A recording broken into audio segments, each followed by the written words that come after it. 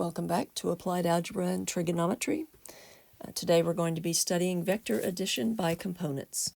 And here we are back at the marsh. Now remember, we were trying to get from position X to the flag.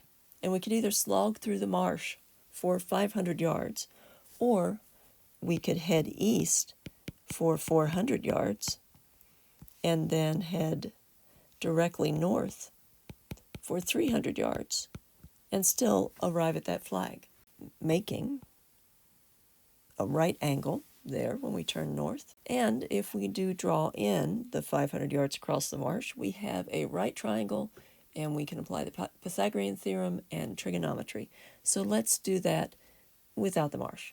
Let's put it on a Cartesian plane. And there's our triangle moved onto a Cartesian plane. So we have all of this information, and because we know we have a right triangle here, we know that it's true that a squared plus b squared equals c squared.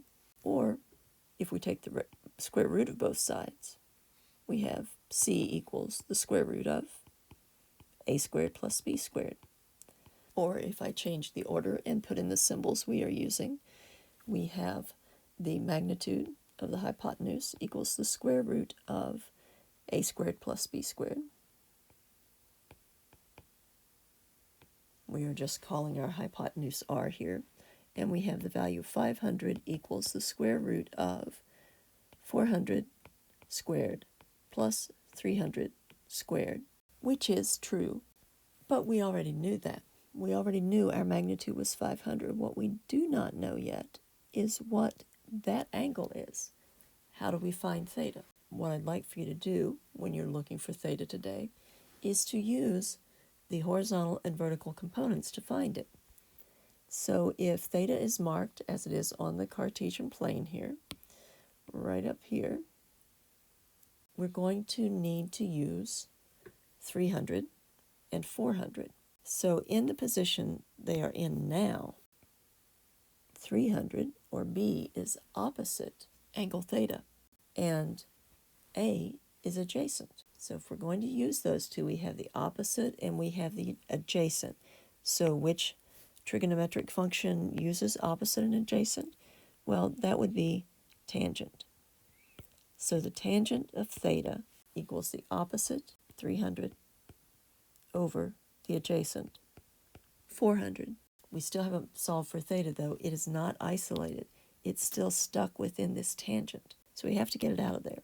In order to do that, we take the inverse tangent of both sides. Sometimes people will write it like this: the inverse tangent of the tangent of theta, and then we need to move the 300 over 400 over.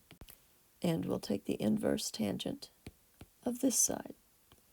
Or you could go straight to theta equals the inverse tangent of 300 over 400, the opposite over the adjacent. Time for a calculator lesson. On the TI-89 titanium, you will use your diamond key, and then above T you should see tangent to the negative 1. Tan exponent negative 1 means the inverse tangent. Type in 300, divide that by 400, and close the parenthesis, and hit enter. So how many significant digits should we have in our answer? Well, I'm making up this problem, so I'm going to tell you that there are actually understood decimal points after that last 0. That would make all 3 of the digits shown in each of those significant, so I'm going to use 3 significant digits here, and my final answer is 36.9. Now, I was able to throw in those decimal points at the last minute because it's my problem, and I can do that. But you will have to look at the problems you have been given and determine from those numbers how many significant digits you will be reporting. And we do need the units. These are in degrees. We are using degrees for this section. Now that we have found theta, we can fully describe the resultant vector r. Vector r has a magnitude equal to 500 yards and an angle of 36.9 degrees. Actually, we could either say that vector A and vector B are components of vector R, or we could say that if we add vector A and vector B, then vector R is the resultant vector, which is why I called it R. And today we are going to talk a lot about adding vectors. So let's start with a simple example. Let's say that we have vector A and vector B, and these vectors are perpendicular. And we will also say that the magnitude of vector A is equal to 592, and the magnitude of vector B is equal to 195. And we might be asked to add A and B. And what that actually means is we're supposed to find the magnitude and direction of their resultant vector. So let's do that. Since the only indication of how A and B are related to each other is that they are perpendicular, I can draw them in any direction I want to, as long as in the end they are perpendicular. So I'm going to say, that's going to be my vector A going that way.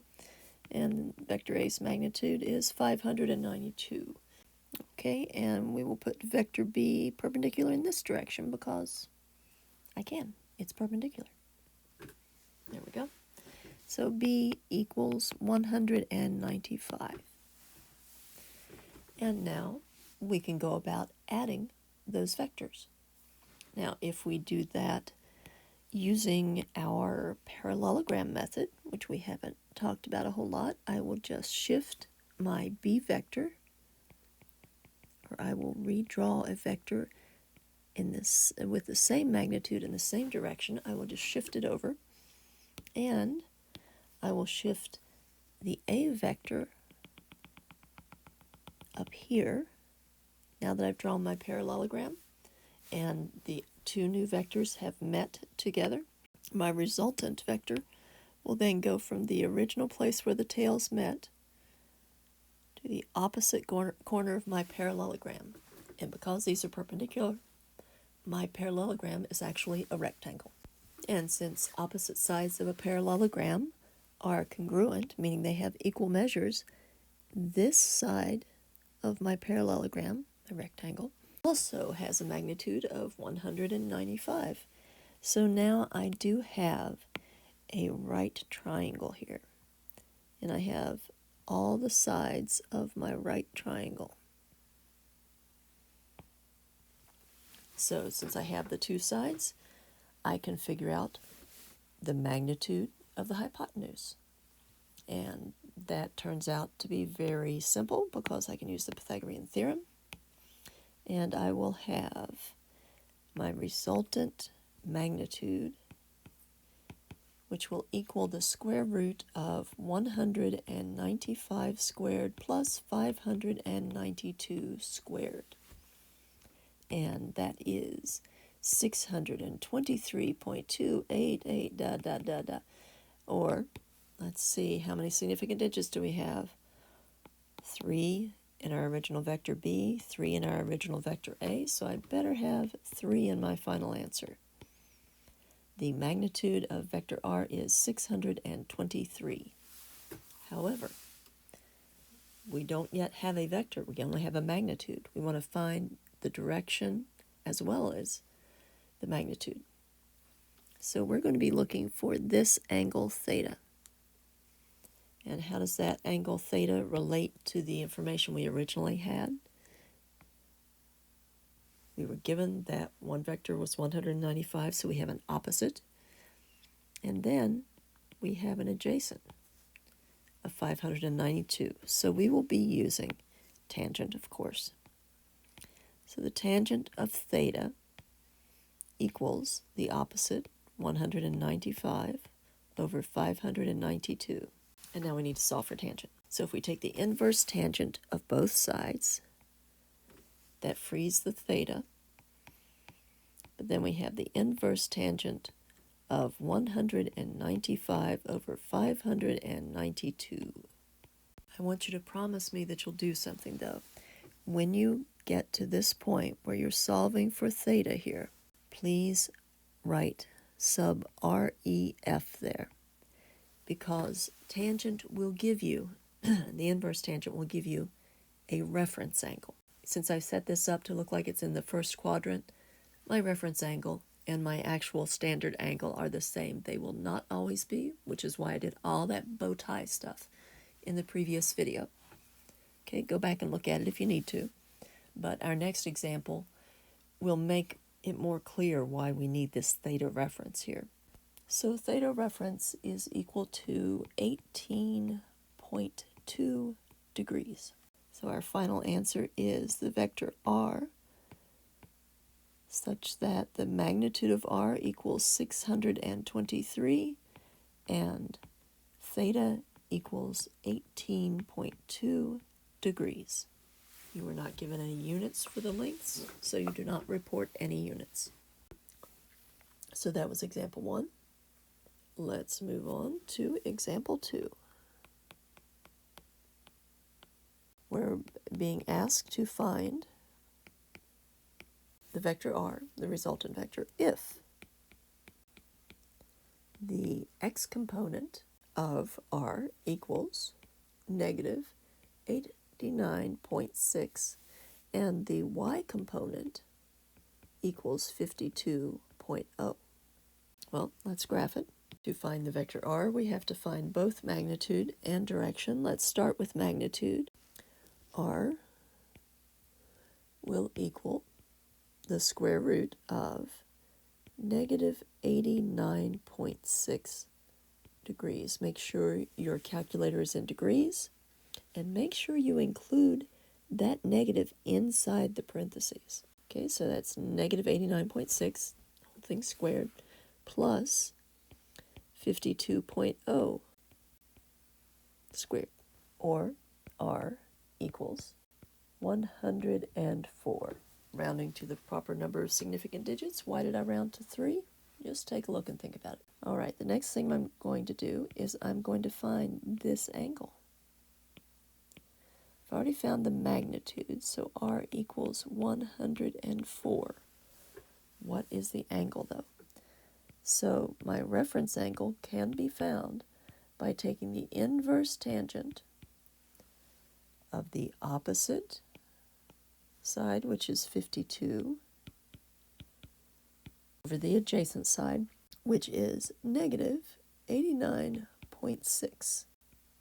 There's one other thing I would like for you to remember when you are finding this reference angle, and that is that these parentheses aren't the most appropriate symbol to put there, because actually I don't want you to use any negatives when you form this fraction.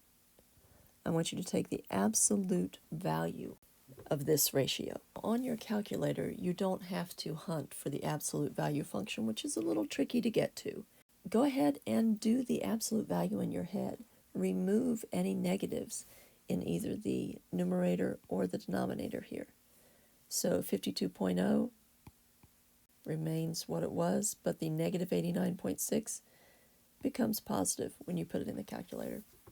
And when you do that, your theta reference should be 30.1 degrees. So we have found the vector r. Vector r has a magnitude of 104 and a standard angle. Is it a standard angle? Wait a minute.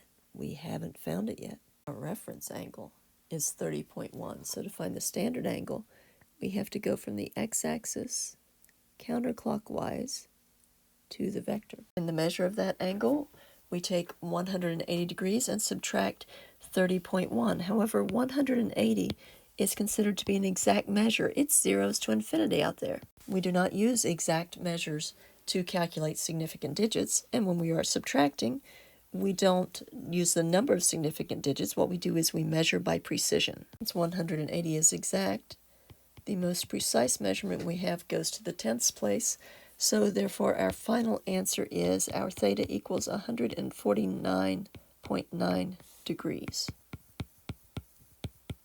Please look for the next video in this series.